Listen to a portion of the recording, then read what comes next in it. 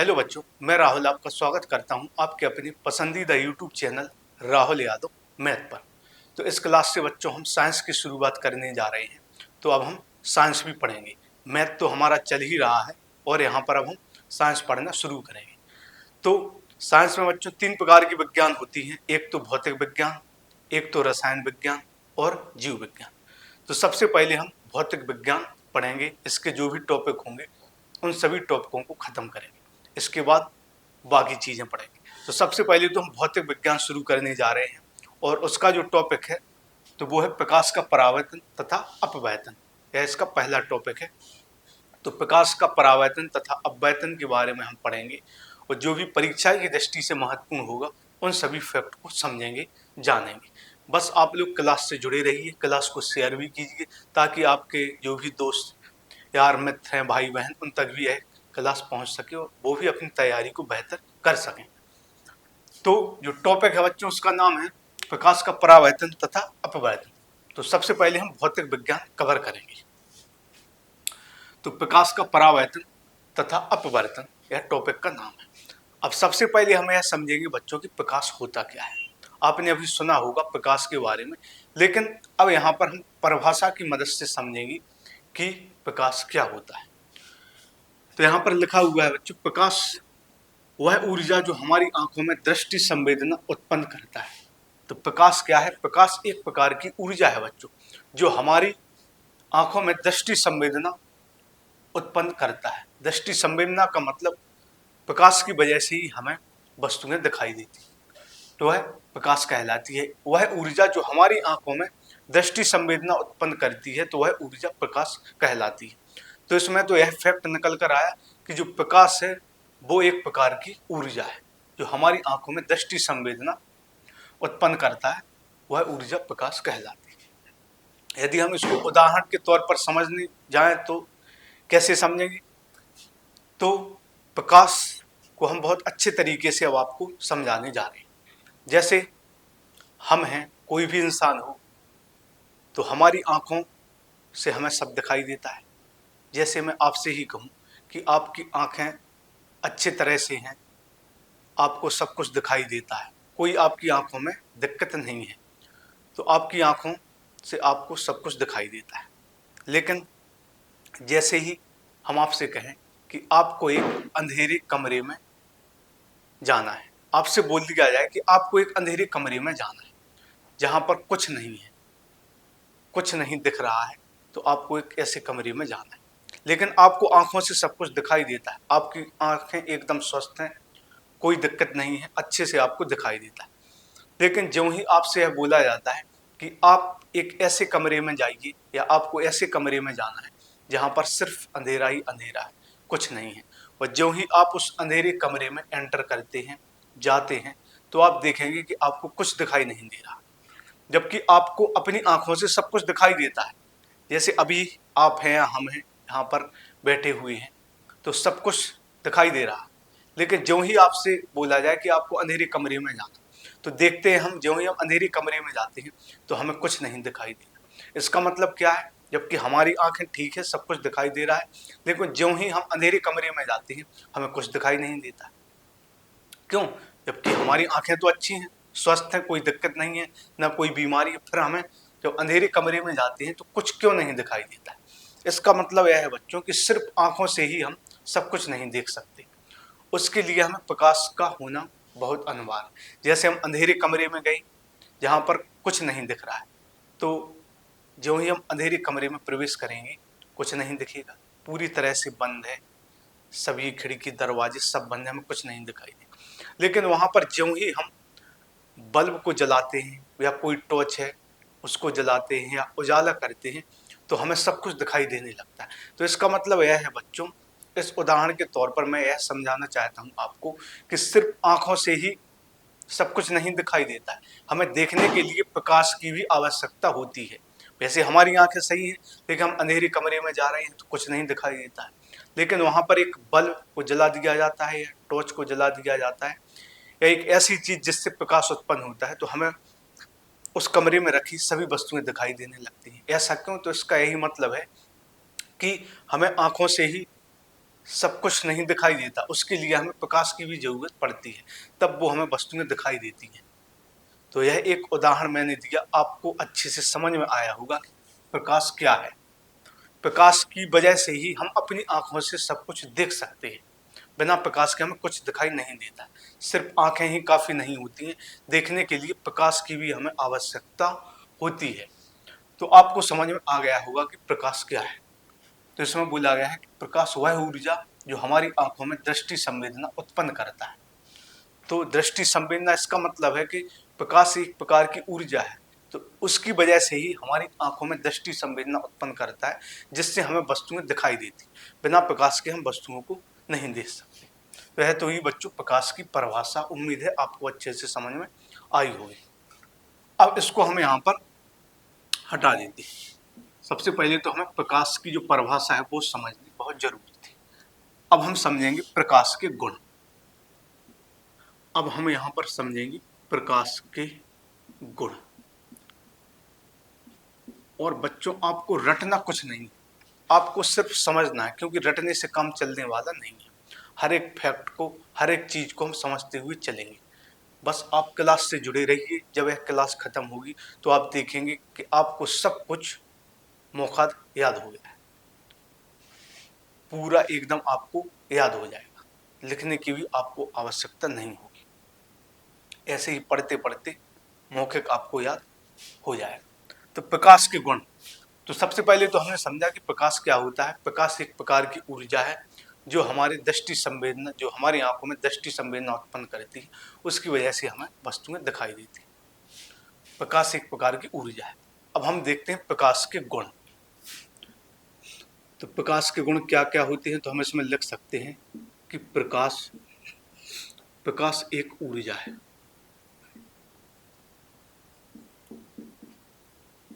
यदि क्वेश्चन बनता है कि प्रकाश एक क्या है, तो आप उत्तर देंगे कि प्रकाश एक ऊर्जा है। प्रकाश क्या है? ऊर्जा है। फिर प्रकाश के गुणों में और क्या क्या आता है?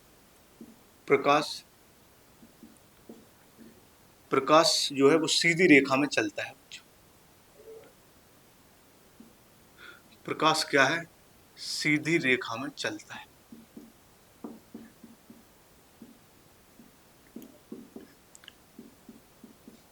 तो यह भी एक प्रकाश का गुण है। जो प्रकाश है वो सीधी रेखा में चलता है बच्चों। जो प्रकाश है वो टेढ़ा मेढ़ा नहीं चलता है। प्रकाश जो ही उत्पन्न होता है, जो ही प्रकाश होता है, उजाला होता है जिस भी चीज से या जिस भी वस्तु से, तो उससे जो प्रकाश है वो सीधी रेखा में चलता है। तो एक गुण प्रकाश के जो गुण है उसमें आता है कि प्रकाश एक ऊर्जा है। प्रकाश क्या है? एक तरह की ऊर्जा है जो हमारी आंखों में दृष्टि संवेदना उत्पन्न करती है। प्रकाश की वजह से ही हमें वस्तुएं दिखाई देती। फिर अगला गुण है कि प्रकाश सीधी रेखा में चलता है। प्रकाश क्या है? टेढ़ा मेढ़ा नहीं चलता है, वो एक सीधी दिशा में आगे चलता जाता है। प्रकाश के गुण में और क्या है, तो यह हम देखेंगे कि प्रकाश की जो चाल है, प्रकाश की चाल वो होती है 3 × 10⁸ मीटर पर सेकंड। प्रकाश की जो चाल है वो 3 × 10⁸ मीटर प्रति सेकंड होती है। तो बच्चों आपको एक एक चीज को, एक एक फैक्ट को बहुत अच्छे से समझते हुए चलना है। आपको लिखने की भी जरूरत नहीं पड़ेगी। यदि आप यह क्लास देख लेते हैं तो आपको जो भी मैं समझाऊंगा वो आपको मौखिक ही याद हो जाएगा। बस क्लास से जुड़े रहिए और ध्यानपूर्वक क्लास को समझते रहिए। तो प्रकाश के गुण में मैंने पहले लिखवाया कि प्रकाश एक ऊर्जा है और प्रकाश सीधी रेखा में चलता है। जो प्रकाश है वो एक सीधी रेखा में चलता है। और जो प्रकाश की चाल है बच्चों वो होती है 3 × 10⁸ मीटर प्रति सेकंड। इसका मतलब क्या है? 3 × 10⁸, तो इसका मतलब है कि 8 जीरो। 10⁸ का मतलब है कि 10 8 बार आया, 8 जीरो। तो 8 जीरो लगा देंगे, 1 2 3 4 5 6 7 8। 10⁸, इसका गुणा करेंगे तो 3 के बाद 8 जीरो लग जाएंगे। तो प्रकाश की चाल इतनी होती है बच्चों, मीटर पर सेकंड। इसको यदि हम देखें तो इकाई, दहाई, सैकड़ा, हजार, 10,000, लाख, 10,00,000, करोड़, 10 करोड़। एक बार फिर से गिन लेते हैं। इकाई, दहाई, सैकड़ा, हजार, 10,000, लाख, 10,00,000, करोड़, 10 करोड़। तो प्रकाश की जो चाल है बच्चों वो 30 करोड़ मीटर पर सेकंड, मतलब एक सेकंड में जो प्रकाश है वो 30 करोड़ मीटर चलता है। प्रकाश की चाल क्या होती है? जो प्रकाश की चाल है वो होती है 3 × 10⁸ मीटर प्रति सेकंड। यह भी एक परीक्षा में क्वेश्चन बनता है एग्जाम कि प्रकाश की चाल कितनी होती। तो प्रकाश की जो चाल है बच्चों को 3 × 10⁸ मीटर प्रति सेकंड होती है। इसको पूरा देखा तो इसका मतलब निकल कर आया कि प्रकाश जो है वो एक सेकंड में 30 करोड़ मीटर चलता है। यदि हम चलें पैदल तो हमें कुछ मीटर चलने के लिए कुछ सेकंड लगते हैं। जैसे यदि हम अभी खड़े हुए हैं और मैं पैदल चलूं तो एक कदम रखने के लिए भी हमें कुछ सेकंड लगेंगे। लेकिन यहाँ पर जो प्रकाश की चाल है वो एक सेकंड में 30 करोड़ मीटर है। जो प्रकाश है वो एक सेकंड में 30 करोड़ मीटर चलता है। तो प्रकाश की यह चाल इतनी ज्यादा होती है। आपसे यदि पूछा जाए कि प्रकाश की चाल क्या होती है तो 3 × 10⁸ मीटर प्रति सेकंड। तो एक सेकंड में 30 करोड़ मीटर है वो प्रकाश की चाल होती है। तो आप अंदाजा लगा सकते हैं कि प्रकाश की चाल कितनी ज्यादा होती है। तो यह भी एक प्रकाश का गुण हो गया।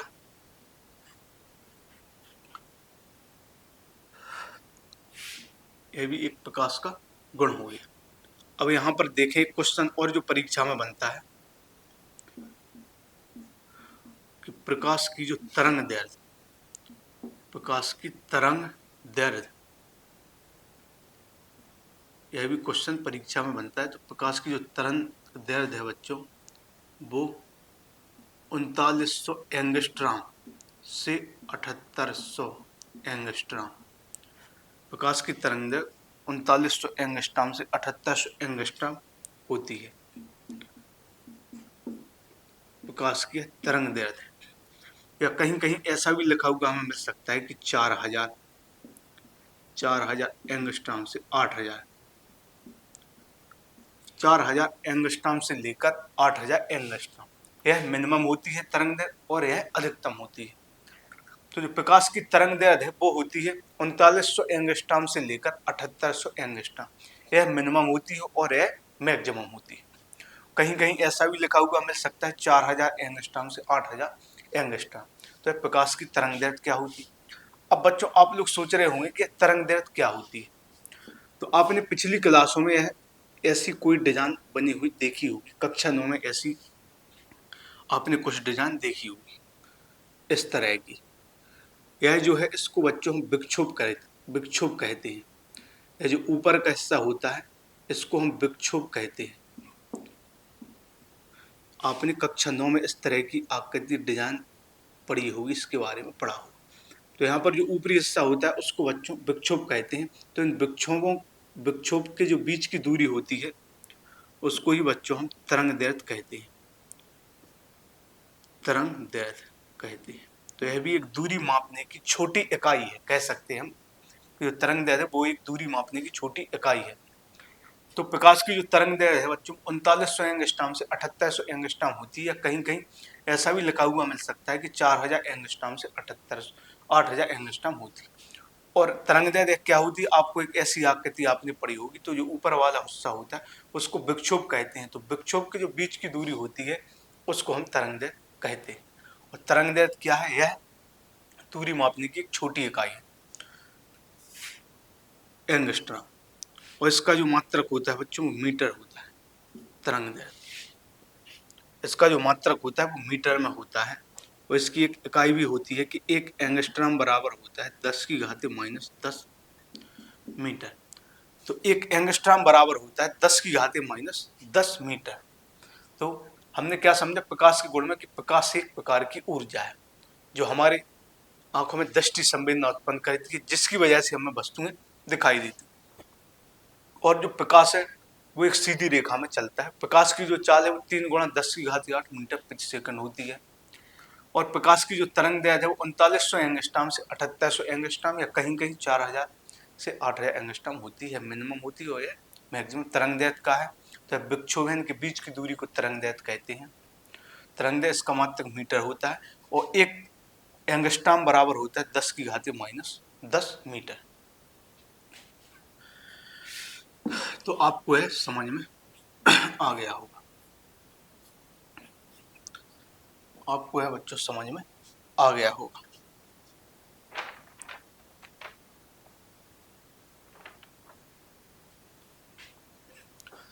अब और भी हम प्रकाश के गुण के बारे में समझते हैं। तो हम यह भी कह सकते हैं कि जो प्रकाश है, प्रकाश वो हमारी आंखों में संवेदना उत्पन्न करता है।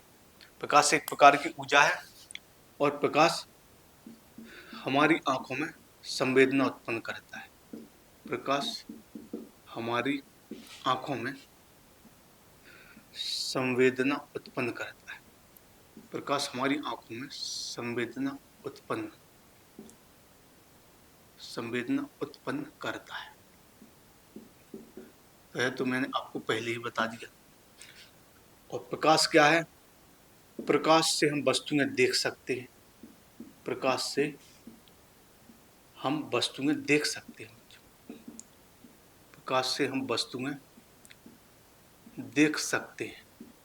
यदि आप चाहें तो बच्चों नोट्स भी साथ साथ में बना सकते हैं, जिससे आपको याद हो जाए। यदि आप चाहें तो साथ साथ में जो मैं लिखता जा रहा हूँ उससे आप नोट्स भी बना सकते हैं, जिससे आपको याद करने में आसानी होगी। और यदि आप चाहें तो मैं इसकी PDF बनाकर टेलीग्राम पर डाल दूंगा। तो मेरे टेलीग्राम चैनल को भी आप ज्वाइन करें, उसकी लिंक दी गई है यूट्यूब के अबाउट सेक्शन में। तो वहाँ से आप टेलीग्राम चैनल को भी ज्वाइन कर लीजिए। वहाँ पर मैं इसकी PDF डाल दूंगा, शीट बना करके डाल दूंगा, तो आपको नोट्स बनाने की भी जरूरत नहीं पड़ेगी। तो प्रकाश क्या है? प्रकाश हमारी आंखों में संवेदना उत्पन्न करता है, प्रकाश के गुणों में। और प्रकाश से हम वस्तुएं देख सकते हैं। सिर्फ आंखों से दिखाई देता है, उससे हमें वस्तुएं नहीं दिखाई देती। सिर्फ आंखों से दिखाई देना ही काफी नहीं, प्रकाश का होना भी बहुत जरूरी है। अब आगे जो प्रकाश का गुण है वो क्या है बच्चों? अगला जो गुण है वो है, तो वो है प्रकाश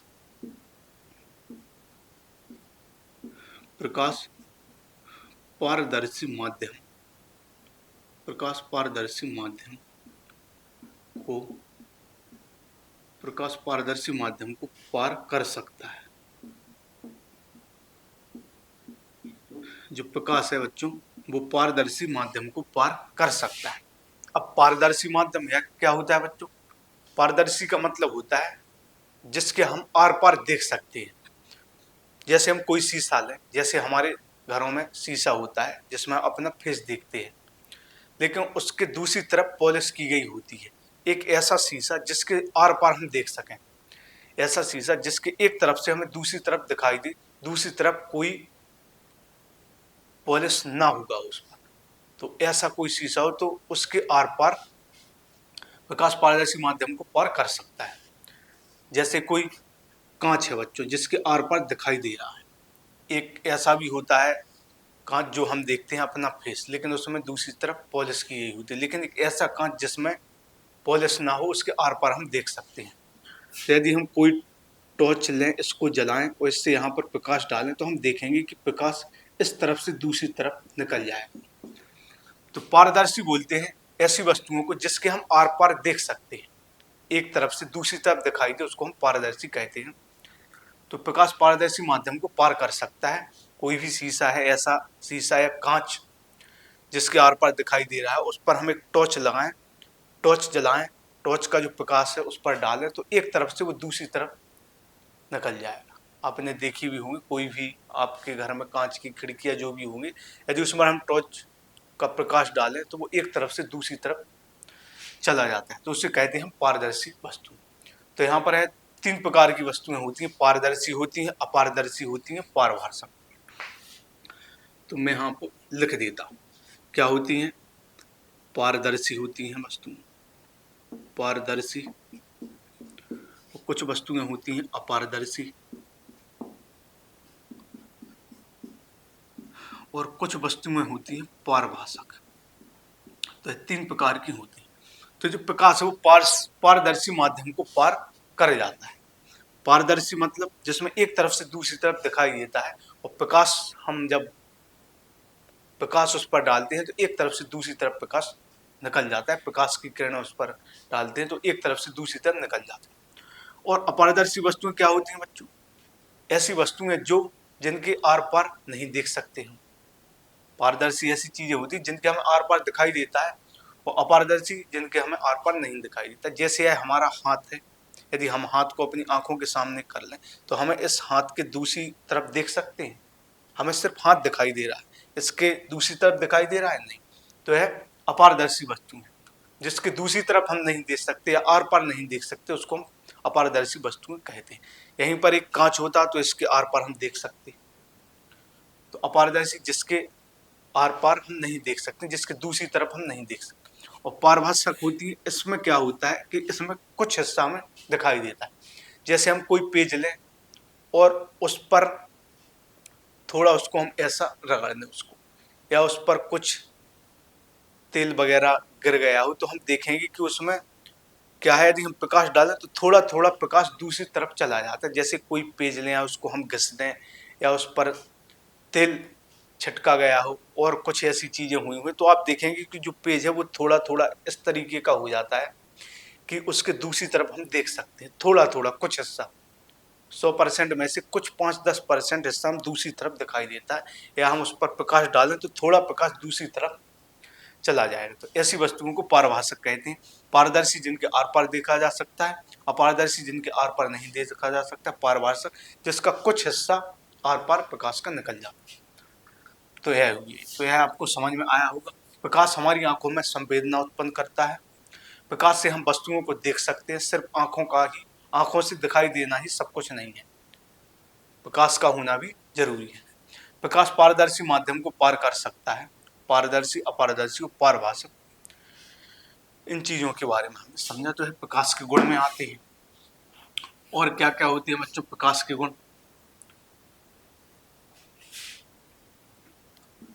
तो अगला जो गुण है वो है कि प्रकाश जो है वो स्वयं अदृश्य होता है। प्रकाश है वो स्वयं अदृश्य होता है। प्रकाश स्वयं अदृश्य होता है, लेकिन इससे हमें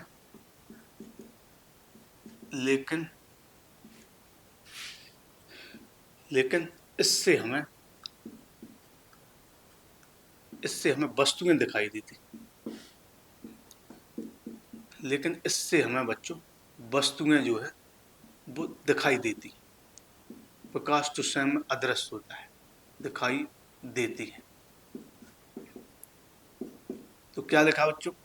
प्रकाश स्वयं अदृश्य होता है। हम यह नहीं कह सकते कि यह एक प्रकाश है। हाँ, अगर किसी का नाम प्रकाश है तो हम कह सकते हैं कि हाँ यह प्रकाश है, लेकिन यहाँ पर नाम की बात नहीं हो रही। यहाँ पर बात हो रही है प्रकाश है वो स्वयं में अदृश्य होता है। हम यह नहीं कह सकते कि यह प्रकाश है। हाँ, प्रकाश की वजह से हमें वस्तुएं जरूर दिखाई देती हैं। जहाँ पर प्रकाश उत्पन्न होता है तो उसकी वजह से हमें वस्तुएं दिखाई देती। तो हम कह सकते हैं प्रकाश स्वयं में अदृश्य होता है, लेकिन उसकी वजह से हमें वस्तुएं दिखाई देती हैं। तो यह भी एक प्रकाश का गुण होता है। अगला जो गुण है बच्चों, प्रकाश को चलने के लिए माध्यम की आवश्यकता नहीं होती। प्रकाश को चलने के लिए बच्चों, प्रकाश को चलने के लिए माध्यम की आवश्यकता नहीं होती। माध्यम की आवश्यकता नहीं होती। बच्चों जो भी मैं आपको यहाँ पर बता रहा हूँ, समझा रहा हूँ, वो फैक्ट है, वो परीक्षा में इन सबसे क्वेश्चन बनते हैं। लेकिन आपको रटना नहीं, बस समझना है। यदि आप क्लास को समझते हुए पढ़ेंगे तो आपको हर एक चीज मौखिक याद हो जाएगी, लिखने की भी जरूरत नहीं पड़ेगी। इसलिए समझते हुए चलना है, रटने का प्रयास मत कीजिए। आप कहाँ तक कितनी भाषाएं परिभाषाओं को रटेंगे? तो समझते हुए चलिए। तो प्रकाश स्वयं में अदृश्य होता है, लेकिन इससे हमें वस्तुएं दिखाई देती हैं। हम यह नहीं कह सकते कि यह एक प्रकाश है, इसका कोई रूप है, लेकिन उसकी वजह से हमें वस्तुएं दिखाई दे सकती। अंधेरे कमरे में है, उसमें बल्ब जला दें तो हम सभी रखी हुई वस्तुओं को देख सकते हैं। और प्रकाश को चलने के लिए बच्चों माध्यम की आवश्यकता नहीं होती। तो प्रकाश किसी भी माध्यम में चल सकता है, इसमें हमें माध्यम की जरूरत नहीं होती। माध्यम का मतलब बच्चों, जैसे हम एक ऐसी जगह चुने जहां पर वायु ना हो, तो जहां पर वायु ना हो बच्चों उसको हम निर्वात बोलते हैं। निर्वात एक ऐसी जगह जहां पर वायु ना हो। तो हम एक ऐसी जगह पर जाते हैं जहां पर बच्चों वायु नहीं है। तो यदि दो लोग वहां पर बैठे हुए हैं, तो एक व्यक्ति यदि किसी दूसरे व्यक्ति से कुछ कहता है, कुछ कहना चाहता है, उसका नाम लेकर उसको बुलाता है, लेकिन ऐसी जगह पर है वो जहां पर वायु नहीं है, निर्वात स्थान है। निर्वात का मतलब जहां पर वायु नहीं है। तो जो कुछ भी वो बोलेगा उसकी आवाज उस तक नहीं पहुंचेगी, उसको कुछ सुनाई ही नहीं देगा, क्योंकि वहां पर कोई माध्यम नहीं है, निर्वात है, वायु नहीं है। तो इसका मतलब यह हुआ कि जो ध्वनि है उसे माध्यम की जरूरत होती है। ध्वनि को माध्यम की जरूरत होती है क्योंकि एक ऐसी जगह जहां पर निर्वात है, वायु नहीं है, हम किसी से कुछ कहेंगे तो उसे कुछ सुनाई नहीं देगा, या दो लोग आपस में बात नहीं कर सकते तो वहां पर कुछ सुनाई नहीं देगा। तो इसका मतलब यह हुआ कि ध्वनि को माध्यम की जरूरत पड़ती है। वायु नहीं है तो हम कुछ बोल रहे हैं, कुछ नहीं सुनाई देगा कि हम क्या बोल रहे हैं। लेकिन जो प्रकाश है उसको चलने के लिए माध्यम की आवश्यकता नहीं होती। एक ऐसी जगह जहां पर वायु नहीं है, कोई अंधेरा कमरा जहां पर कुछ वायु नहीं है, या ऐसी जगह जहां पर वायु नहीं है, तो वहां पर भी जो प्रकाश है वो जा सकता है। कोई कमरा है पूरा बंद है, उसमें एक कोई बारीक छेद करके हमने उसकी सारी वायु को निकाल दिया, वहां पर कोई वायु नहीं है। लेकिन वहां पर यदि हम बल्ब जला देते हैं, प्रकाश उत्पन्न कर देते हैं, तो क्या हमें कुछ नहीं दिखाई देगा? दिखाई देगा। तो इसका मतलब है कि प्रकाश को चलने के लिए माध्यम की आवश्यकता नहीं होती है, किसी भी माध्यम में जा सकता है। तो यह एक फैक्ट हो गया, गुण। प्रकाश को चलने के लिए माध्यम की आवश्यकता नहीं होती है, और प्रकाश स्वयं में आदर्श होता है, लेकिन इससे हमें वस्तुएं दिखाई देती।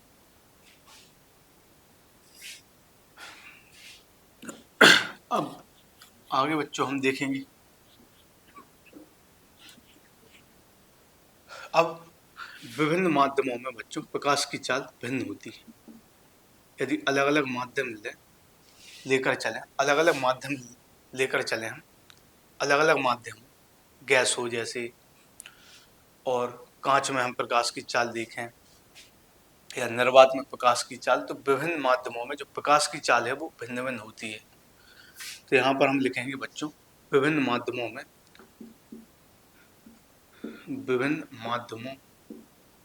विभिन्न माध्यमों में प्रकाश की चाल, विभिन्न माध्यमों में प्रकाश की जो चाल है वो भिन्न भिन्न होती है। विभिन्न माध्यमों में प्रकाश की चाल भिन्न भिन्न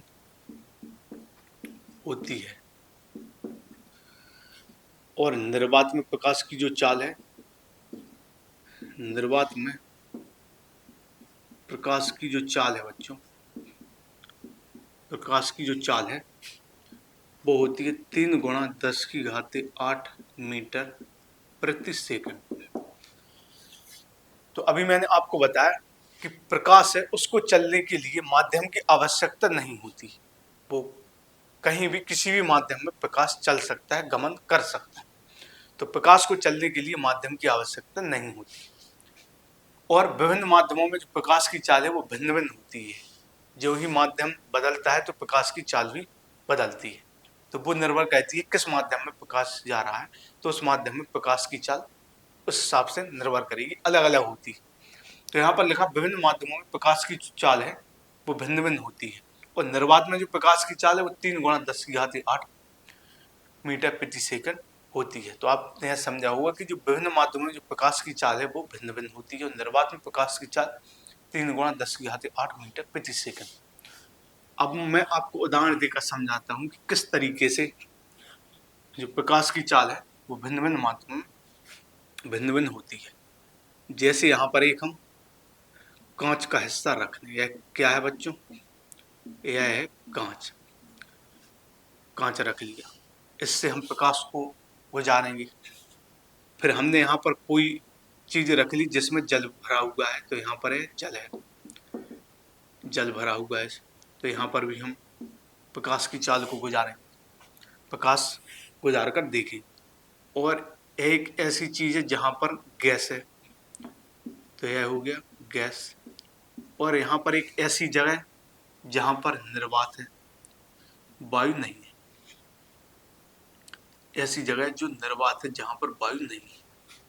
तो यह तो हो गया बच्चों कांच, इससे हम प्रकाश को गुजारेंगे। यह हो गया जल, इससे या पानी, इससे हम प्रकाश को गुजारेंगे। और यह गैस हो गया और निर्वात हो गया।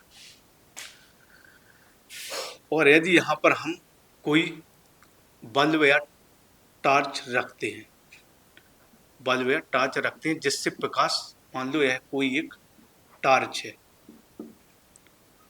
यह कोई टॉर्च है या बल्ब है, कुछ भी समझ लिया, जिससे प्रकाश भेजा जा रहा है। एक मान लो कोई टॉर्च है, इस टॉर्च से प्रकाश को भेजा जा रहा है, तो इस कांच से हम प्रकाश को भेजेंगे तो इसकी चाल थोड़ी कम होगी। यदि इसी प्रकाश को हम पानी से होते हुए गुजारेंगे तो इसकी चाल थोड़ी बढ़ जाएगी। और इसको हम प्रकाश को गैस से होती हुए गुजारेंगे तो इसकी चाल और बढ़ जाएगी। और इसी प्रकाश को हम निर्वात से होकर गुजारेंगे तो इसकी चाल और अधिक बढ़ जाएगी। तो इसमें होता है जो प्रकाश की चाल है, वो प्रकाश की चाल का क्रम होता है। यदि हम कांच में से प्रकाश को गुजारें तो उसकी जो चाल है वो थोड़ी कम होगी। पानी में से गुजारें तो उसकी जो चाल है थोड़ी और बढ़ जाएगी। गैस से गुजारें तो इससे और थोड़ी ज़्यादा बढ़ जाएगी। निर्वात में चाल, प्रकाश की चाल हो जाए तो और अधिक हो जाएगी। कांच से अधिक जल में होगी, जल से अधिक गैस में, गैस से अधिक प्रकाश की जो चाल है वो निर्वात में होगी। तो हम यहाँ पर लिख सकते हैं कि जो चाल का क्रम है, चाल का जो क्रम है वो किस तरीके से होता है। तो चाल का क्रम है ठोस में। तो आप लोग सोच रहे होंगे बच्चों की जो ठोस वस्तु में तो हम प्रकाश गुजार ही नहीं सकते। जैसे लकड़ी है, पत्थर है, कोई भी है सामान जो ठोस है तो उससे हम प्रकाश नहीं गुजार सकते। जैसे लकड़ी है उससे हम प्रकाश आर पार नहीं गुजार सकते। लेकिन बच्चों कांच से तो हम प्रकाश को एक तरफ से दूसरी तरफ गुजार सकते हैं। तो जो कांच है वो ठोस में ही आता है बच्चों। जो कांच वैसे तो ठोस में जैसे लकड़ी है, कोई पत्थर हुआ, तो इससे हम प्रकाश नहीं गुजार सकते। लेकिन जो कांच है वो ठोस में ही आता है, तो कांच से हम प्रकाश गुजार सकते हैं। या ठोस में ऐसी वस्तुएं जो पारदर्शी है, तो यहाँ पर ठोस का मतलब है बच्चों पारदर्शी वस्तुएं, जैसे कांच हुआ, तो उससे तो हम प्रकाश को गुजार सकते हैं। तो ठोस में कम होता है प्रकाश की चाल, क्या हो, ठोस में कम होती है। और इससे ज़्यादा जल क्या है, द्रव का रूप है, द्रव में थोड़ी ज़्यादा होती है। और गैसों में थोड़ी और ज़्यादा होती है। और निर्वात में प्रकाश की चाल और ज़्यादा होती है। तो यदि आपसे पूछा जाए कि जो प्रकाश की चाल है, तो प्रकाश की जो चाल का वो क्रम है वो क्या होता है, तो प्रकाश की चाल का जो क्रम है ठोसों में कम होता है। और ठोसों से ज़्यादा प्रकाश की जो चाल है वो ठोसों में कम होती है। ठोस मतलब पारदर्शी वस्तुएं, जैसे कांच हुआ ठोस में आता है, तो प्रकाश की चाल इसमें कम होती है। द्रव में जो प्रकाश की चाल है वो इससे और ज़्यादा होती है, इसमें कम होती है, द्रव में इससे ज़्यादा होगी। और गैस में इससे भी ज़्यादा प्रकाश की चाल होगी। और निर्वात में इससे भी ज़्यादा प्रकाश की चाल होगी। तो यह प्रकाश की चाल होती है। यदि आपसे पूछ लिया जाए कि प्रकाश की चाल का क्रम क्या होता है, तो ठोस में कम होती है प्रकाश की चाल, द्रव में इससे ज़्यादा, गैस में इससे ज़्यादा, और निर्वात में उससे भी ज़्यादा प्रकाश की चाल होती है। तो यह प्रकाश की चाल का क्रम।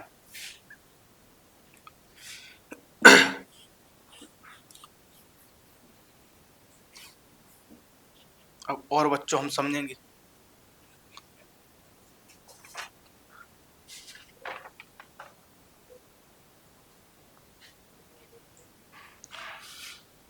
अब इसमें हम समझेंगे बच्चों प्रकाश का परावर्तन। इसमें हम समझने वाले हैं प्रकाश का परावर्तन। प्रकाश का परावर्तन। तो हम प्रकाश का परावर्तन समझेंगे। तो उससे पहले हम कुछ चीजें और समझेंगे कि यदि जो प्रकाश होता है, यदि वो चिकनी सतह पर टकराता है तो वह परावर्तित हो जाता है। और एक माध्यम से यदि वो दूसरे माध्यम में प्रवेश करता है तो अपने मार्ग से विचलित हो जाता है।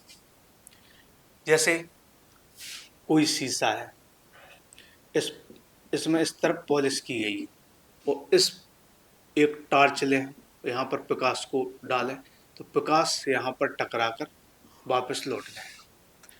तो यह तो होता है, जब प्रकाश किसी चिकने तल से टकराता है तो वह प्रकाश का परावर्तन होता है, वापस हो जाता है। लेकिन यदि प्रकाश एक तरफ से चलकर दूसरे मार्ग में प्रवेश करता है, दूसरे माध्यम, यहाँ तो एक आपने जो ऐसा शीशा लिया जहाँ पर हम अपना फेस देखते हैं, तो ऐसे शीशा से यदि प्रकाश टकराता है तो टकरा कर वापस लौट आता है, क्योंकि उसमें एक तरफ पॉलिश की गई होती है, ऐसा शीशा जिसमें हमें दूसरी तरफ नहीं दिखाई देता, तो उसमें प्रकाश वापस लौट आता है। लेकिन प्रकाश एक तरफ से दूसरी तरफ जा रहा है, ऐसा कांच एक तरफ से दूसरी तरफ जा रहा है, एक माध्यम से दूसरे माध्यम, तो वो अपने मार्ग से कुछ विचलित हो जाता है। तो इन प्रकार की चीजों को हम पढ़ेंगे, लेकिन सबसे पहले बच्चों हम पढ़ेंगे प्रकाश का परावर्तन। तो इसमें क्या है, भाषा लिखेंगे, जब प्रकाश किसी चिकने तल से टकराता है, जब प्रकाश किसी चिकने तल से टकराता है,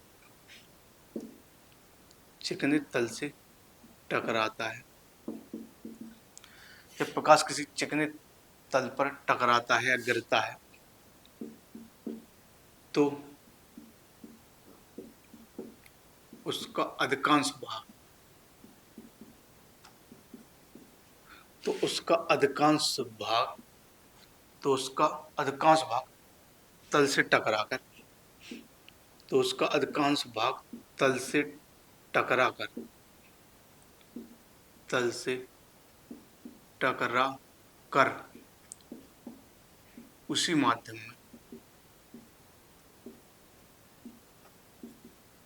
तल से टकराकर उसी माध्यम में वापस लौट आता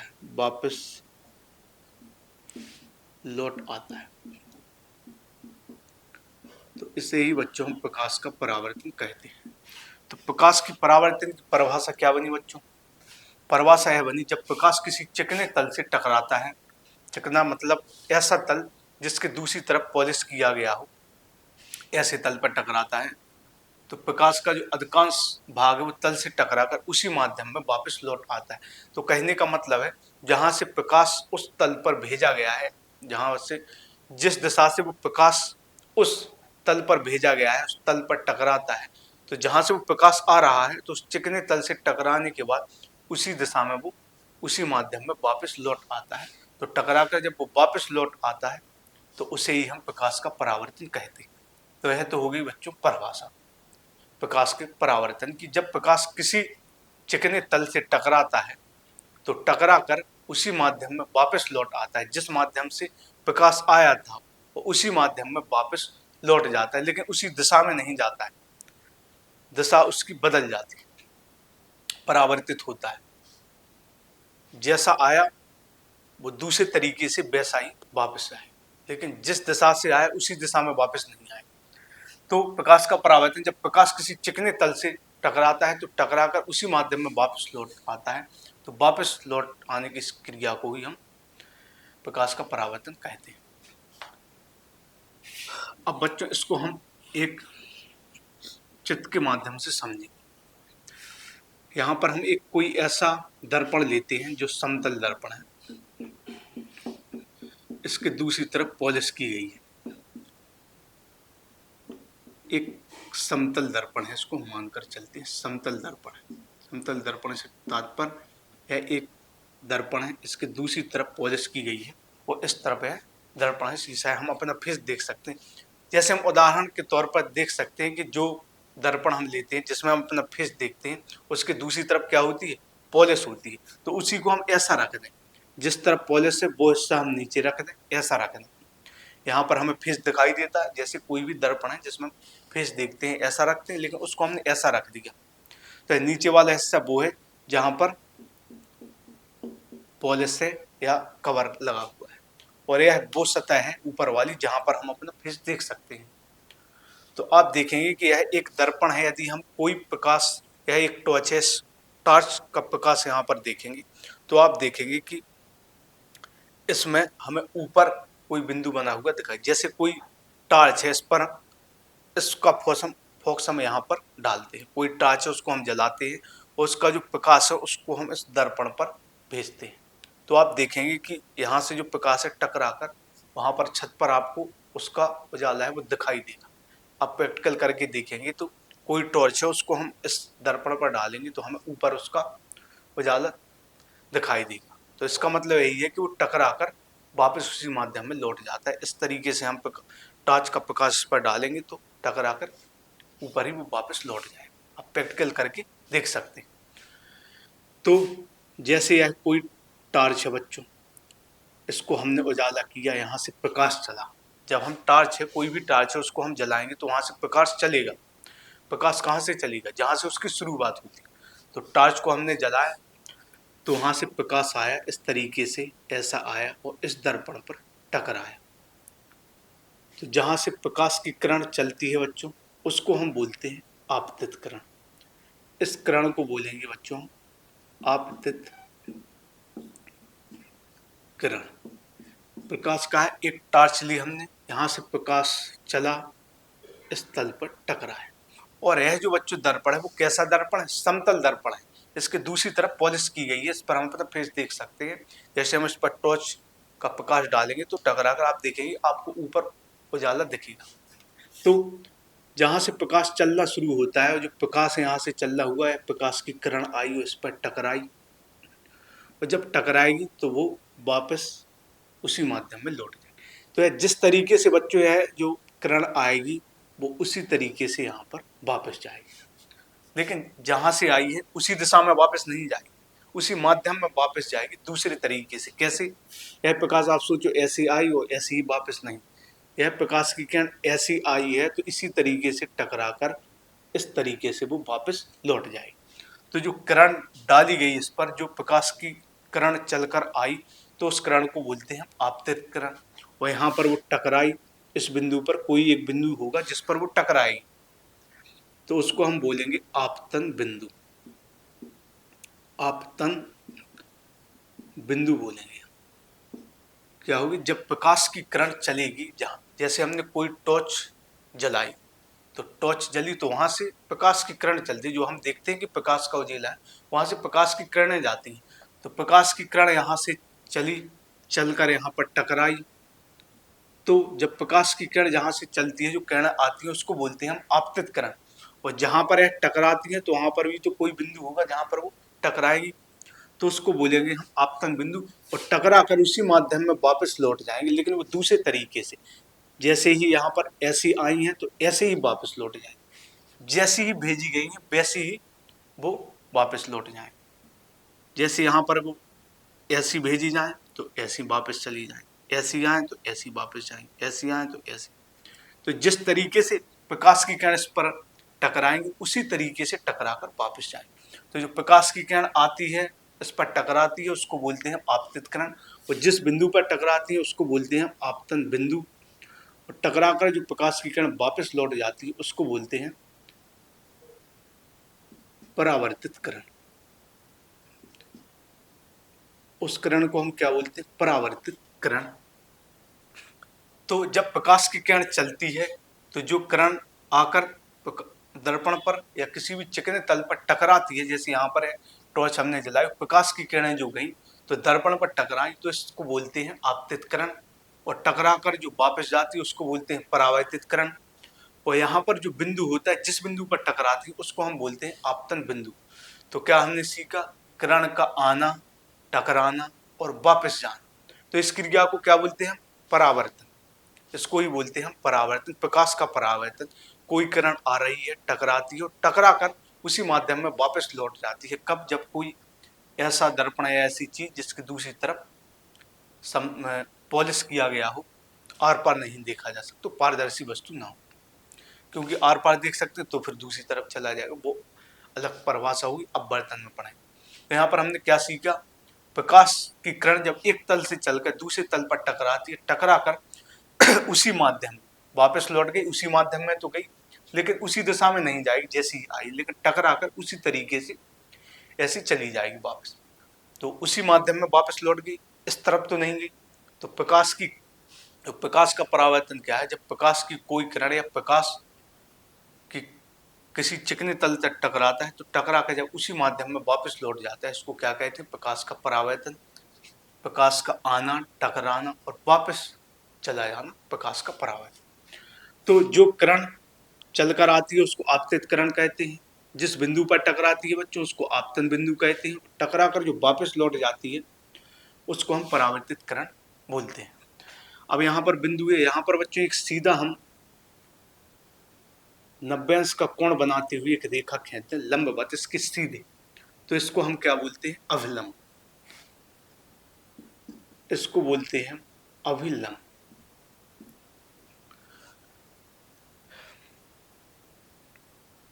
इसको क्या बोलते हैं? अभिलंब। तो यह क्या है? आपतित किरण, किसी किरण का टकराना, तो उसको आपतित किरण बोलते हैं। जिस बिंदु पर वो टकराती है आपतन बिंदु, वापस जाना उसको परावर्तित किरण बोलते हैं। तो है आपतित किरण जिस बिंदु पर टकराती है वो आपतन बिंदु, टकराकर जो वापस लौट जाती है उसको परावर्तित किरण बोलते हैं। और इस बिंदु से बच्चों एक यदि हम लंब रेखा खींचें 90 अंश का कोण बनाते हुए लंबवत रेखा खींचें, इस रेखा के लंबवत, तो इसको बोलते हैं बच्चों हम अभिलंब। इसको क्या बोलते हैं? अभिलंब बोलते हैं। एक हमने लंब रेखा खींची, लंब रेखा का मतलब 90 अंश का कोण बनाती हुई रेखा इस बिंदु से बिल्कुल सीधी खींची हमने, तो इसको हम अभिलंब बोलते हैं। तो हमने क्या सीखा? जो प्रकाश की किरण आती है, टकराती है, उसे हम बोलते हैं आपतित किरण। जिस बिंदु पर टकराती है उसको आपतन बिंदु बोलते हैं, और टकरा कर जो वापस लौट जाती है उसको परावर्तित किरण बोलते हैं। और यहाँ से जो लंबवत रेखा खींची गई उसको क्या बोलते हैं? अभिलंब। तो यहाँ पर कोण बनेगा, एक कोण बच्चों यह बनेगा और दूसरा कोण यह बनेगा। तो यह आपतित किरण है और बच्चों है अभिलंब। जो किरण आकर टकराती है वो आपतित किरण, और यह हमने सीधी रेखा 90 अंश का कोण बनाती हुई खींची। यह जो पूरा कोण है, यह कोण ऐसा पूरा कोण वो 90 अंश का बनेगा। इसी तरह से यहाँ पर भी यह पूरा कोण 90, क्योंकि लंबवत हमने रेखा खींची 90 अंश का कोण बनाती हुई। तो यह आपतित किरण है और यह अविलंब है। तो आपतित किरण और अविलंब के बीच में जो कोण बनता है बच्चों उसको बोलते हैं आपतन कोण। तो इस कोण को बोलेंगे हम आपतन कोण।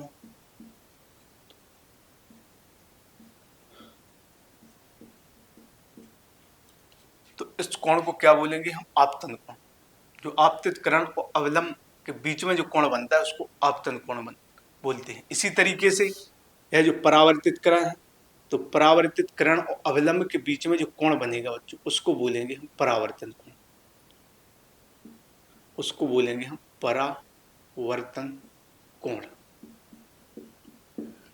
तो आपको समझ में आया? जो किरण आती है, टकराती है, उसको आपतित किरण बोलते हैं। जिस बिंदु पर टकराती है उसको आपतन बिंदु बोलते हैं। टकराकर वापस लौट जाती है उसको परावर्तित किरण बोलते हैं। और आपतित किरण और अविलंब के बीच में यह जो कोण बनता है इसको आपतन कोण बोलते हैं। अविलंब और परावर्तित किरण के बीच में जो कोण बनता है उसको हम परावर्तन कोण बोलते हैं। और यह जो है इसको हम आई से प्रदर्शित करते हैं और इसको हम आर से प्रदर्शित करते हैं। इसको आई से और इसको आर से प्रदर्शित करते हैं। और कोई जो अक्षर उससे क्यों प्रदर्शित नहीं किया? यदि बच्चों कोई कहे कि मेरा तो कुछ नाम है, मेरा तो मोहित नाम है, तो इसको एम से प्रदर्शित क्यों नहीं किया? तो यह आपके नाम के हिसाब से तो हम प्रदर्शित करेंगे ही नहीं। इसको आई से इसलिए प्रदर्शित किया क्योंकि बच्चों इसको इंग्लिश में हम बोलते हैं, जो आपतन कोण है उसको हम इंग्लिश में बोलते हैं एंगल ऑफ इंसिडेंस।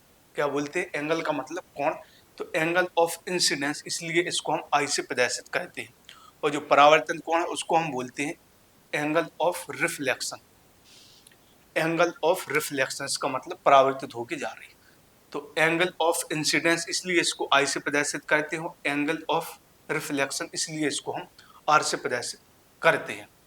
तो आपको यह चीजें समझ में आई होंगी।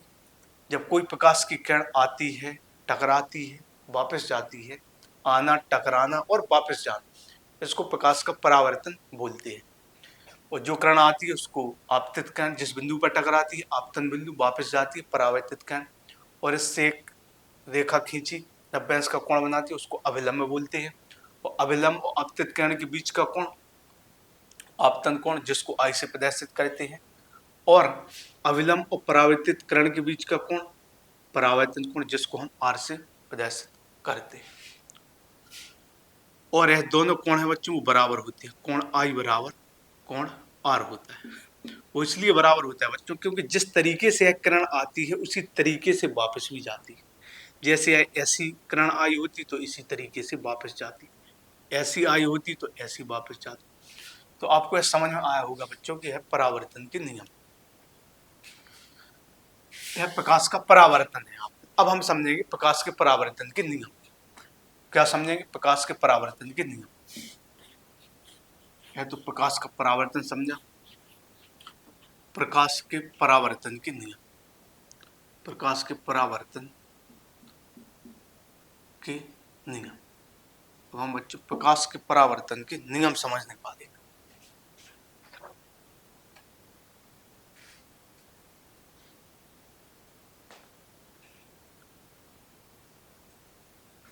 तो अब हम समझेंगे बच्चों प्रकाश के परावर्तन के नियम। तो परावर्तन के बच्चों दो नियम, इसके कितने नियम हैं? दो नियम। वो दो नियम क्या है वो हम समझेंगे।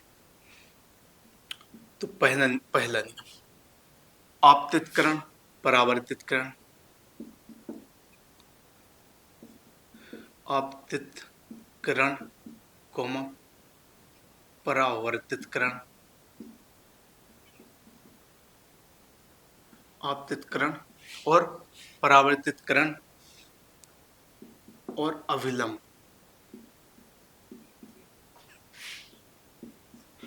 तीनों एक ही तल में होते हैं।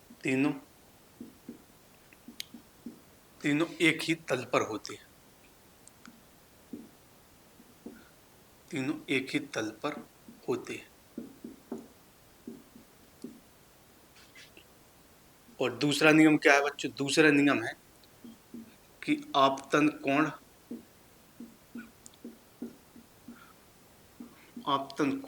और परावर्तन कोण बराबर होते हैं।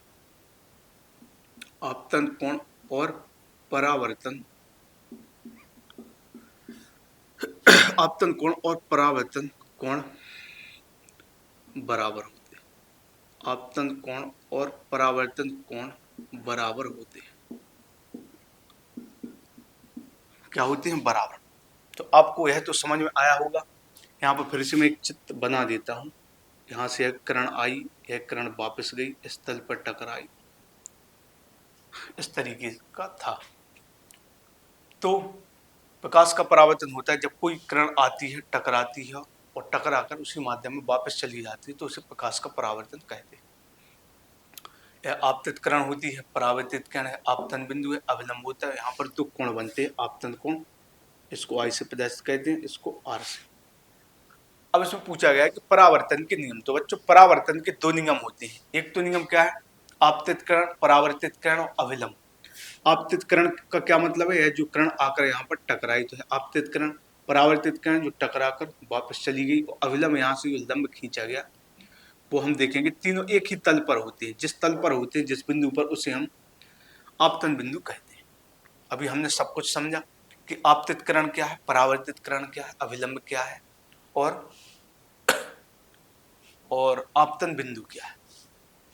तो दो नियम है, दो जो नियम है उसमें से पहला नियम है जो प्रकाश के परावर्तन के नियम है। यदि आपसे पूछा जाए, विकल्प में पूछ सकता है कि परावर्तन के कितने नियम है, तो दो नियम। तो पहला नियम क्या है बच्चों? आपतित किरण, परावर्तित किरण और अभिलंब तीनों एक ही तल पर होते हैं, एक ही बिंदु पर होते हैं। और जिस तल पर बिंदु पर होते हैं उसको हम आपतन बिंदु कहते हैं। वो तीनों एक ही जगह है, एक किरण आकर यहाँ पर टकराई और यहीं से जो किरण है वो वापस गई और जो अभिलंब है वो भी यहीं पर खींचा गया। तो तीनों इस बिंदु पर है, इसको हम आपतन बिंदु बोलते हैं। तो परावर्तन का जो पहला नियम होता है कि आपतित किरण, परावर्तित किरण तथा अभिलंब तीनों एक ही तल पर होते हैं। एक ही तल पर जिस बिंदु पर होते हैं उसको आपतन बिंदु कहते हैं। आपतित किरण भी यहीं पर टकराती है, यहीं से परावर्तित किरण भी होकर जाती है टकराकर, यहीं से अवलंब खींचा जाता है, तो इस बिंदु को आपतन बिंदु कहते हैं। तो पहला नियम बन जाता है कि आपतित करण, परावर्तित करण और अवलंब तीनों एक ही तल पर होते हैं, एक ही बिंदु पर, जिस बिंदु पर होते हैं उसको आपतन बिंदु कहते हैं। दूसरा क्या है बच्चों, आपतन कोण और परावर्तन कोण बराबर होते हैं। तो है जो आपतित करण और अवलंब के बीच में कोण है वो आपतन कोण, और परावर्तित करण और अवलंब के बीच का कोण परावर्तन कोण, यह आई और आर, तो दोनों कोण बराबर होते हैं। कोण आई बराबर कोण आर, यह कोण का चिन्ह होता है बच्चों, कोण आई बराबर कोण आर। क्योंकि जिस तरीके से आपतित करण यहाँ पर टकराती है उसी तरीके से वो वापस भी जाती है।